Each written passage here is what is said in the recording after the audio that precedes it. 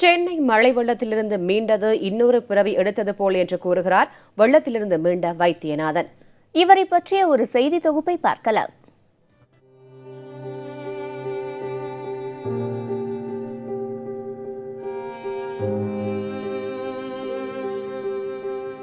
சென்னை மழை வெள்ளம் கடந்த ஆண்டு ஏற்படுத்திய பாதிப்பிலிருந்து ஏராளமானோர் இன்னும் மீளவில்லை. இதில் முடிச்சூர் பகுதி மக்கள் பாதிப்பு மட்டும் ஏராளம். உடைமைகளை பலரும் இழந்த நிலையில் உயிருடன் மீட்கப்பட்டதே மறுஜன்மம் எடுத்ததை போல் இருப்பதாக பகுதி மக்கள் கூறுகின்றனர். வீடு முழுவதும் தண்ணீர் மூழ்கிய நிலையில் மீட்கப்படுவோமா என்ற கேள்வி மட்டும் அப்பொழுது இருந்ததாக நினைவு கூறுகிறார் வைத்தியநாதன். அதில் ஒரு 9 feet அளவுக்கு தண்ணி வந்துடுச்சு வீட்டு உள்ள. ஆக்சுவலாக இது ஏதோ ஒரு எங்களுடைய லக்குன்னு தான் சொல்லணும். நாங்கள் வெளியே போனது சப்போஸ் இல்லை, நாங்கள் வீட்டு உள்ள படுத்துறதுக்குள்ளே திடீர்னு வந்திருந்தா கூட, ஈவன் டோர் ஓப்பன் பண்ணால் கூட இம்மிடியேட்டாக தண்ணி அரெஸ்ட் ஆகிருந்தால் நாங்கள் வெளியே போயிருக்க முடியாது. ஈவன் லைஃபே சேவ் ஆகிருக்காது. அந்த நிலைமை தான்.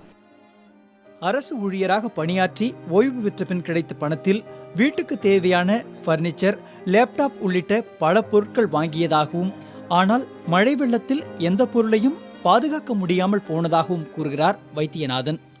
இப்படியே புழங்கி என்னுடைய ஒய்ஃபுக்கு உடம்பு ரொம்ப முடியாமல் போயிடுச்சு. அதில் கிட்டத்தட்ட தீமா ஹாஸ்பிட்டலில் ஒரு 1 week போல் அட்மிட் ஆகி, அதுக்கப்புறம் ஊருக்கு கொண்டு போய் விட்டேன்.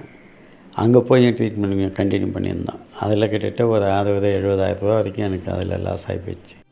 மழை வெள்ளத்தால் பாதிப்பு ஏற்பட்ட பின் சில மாதங்களில் மீண்ட முடிச்சூர் பகுதியில் தற்பொழுது வாடகைக்கு வீடு எடுப்பதற்கு பலரும் தயங்குவதாக பகுதி மக்கள் கூறுகின்றனர். இன்னொரு மழைக்காலத்தில் இது போன்ற பாதிப்பு ஏற்படக்கூடாது என்பது இந்த பகுதி மக்களின் எதிர்பார்ப்பு. மழை வெள்ள பாதிப்பின் போது ஏற்பட்ட இழப்பால் வீட்டிற்கு தேவையான பொருட்களை ஒரு சிலது தற்போது வாங்கி இருந்தாலும், ஆனால் மழை வெள்ள பாதிப்பின் போது ஏற்பட்ட துயரங்களும் அதில் பட்ட நினைவலைகள் இன்னும் தங்கள் மனதில் விட்டு நீங்கவில்லை என்று இந்த பகுதி மக்கள் தெரிவிக்கின்றனர். புதிய தலைமுறைக்காக ஒளிப்பதிவாளர் சிவராஜுடன் ராஜ்குமார்.